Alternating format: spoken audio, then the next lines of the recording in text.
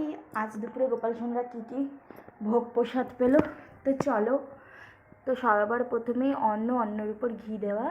এদিকে দেখো আম আর টমেটো দিয়ে চাটনি বানানো, এদিকে উচ্ছে আলু ভাজা, এখানে পটল ভাপা, এখানে এঁচোড় আলু দিয়ে রসা, বেগুন ভাজা, এখানে হচ্ছে পাট শাক দিয়ে বিউলির ডাল, এখানে দেখো গন্ধরাজ লেবু, আর এখানে ফলের ভিতর আছে পেঁপে আর কলা, আর এদিকে দেখো ডাব।